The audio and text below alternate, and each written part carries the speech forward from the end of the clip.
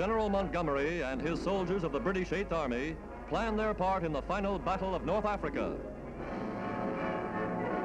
New Zealanders, Highlanders, men of England, these battle-hard troops have chased the Germans across the breadth of Africa and squeezed them into an impossible position in Tunisia. Through town after Tunisian town, the Eighth Army triumphantly marches, pushing the retreating Axis troops northward as the British, French, and Americans pound them from the west.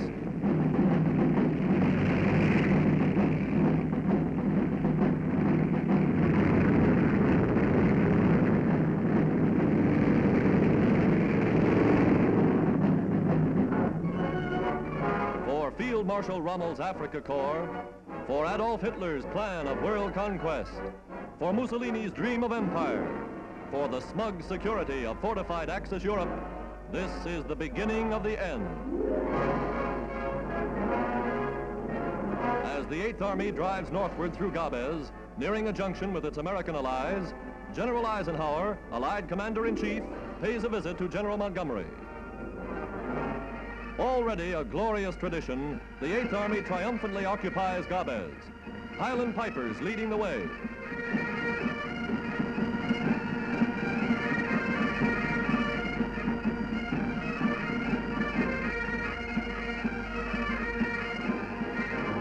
Supplies arrive by sea on the heels of the British successes.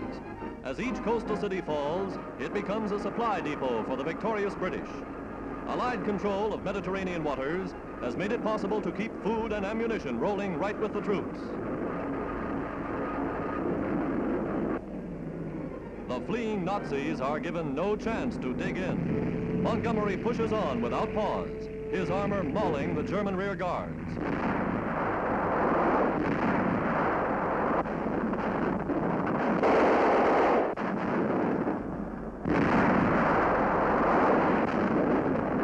American and French troops drive spearheads into the wounded Nazis' flank. Here the Americans got their baptism of battle, the hot flame that forged them into the fighting unit which was to overrun the German elite troops at Bizerte. Past hastily made German and Italian graves, the Americans moved to meet their British brothers in arms.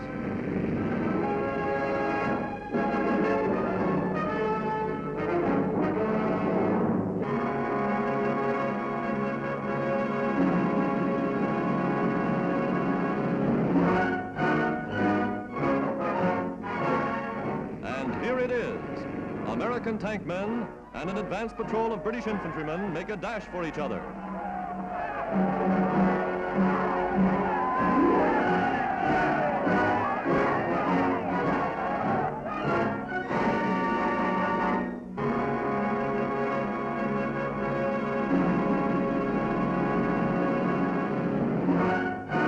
Allies in name, allies in action.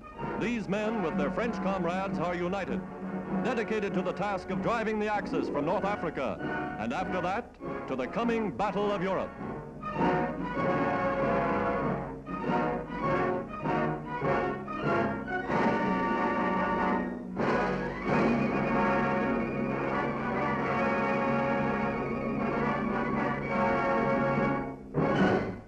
American and British air power sweeps the vaunted Luftwaffe from the Mediterranean skies in the opening phase of the last chapter in the Battle of Africa. Bombers and fighters pounding and strafing the Axis columns, frantically preparing a ring of defenses around the vital objectives of Tunis and Bizerte.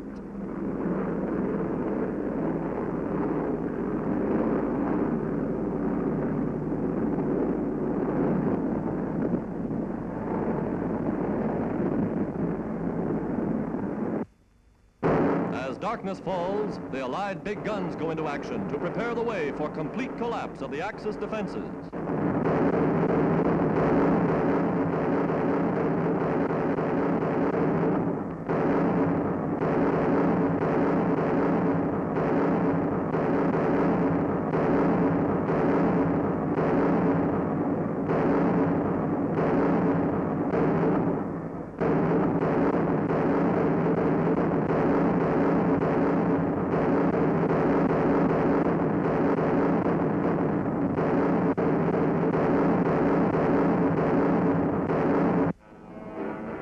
Nazi rear guards and Nazi wounded are caught up in the surging onrush of the Allied armies.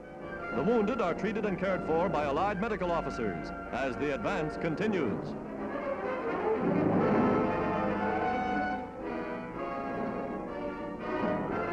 The end.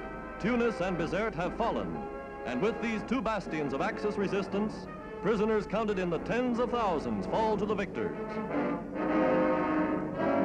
High officers, including Colonel General von Arnim and 11 other generals. Thousands upon thousands of Italian and German troops lay down their arms and surrender. The Battle of North Africa, which has cost the Axis some 400,000 men in dead, wounded, and prisoners, is over.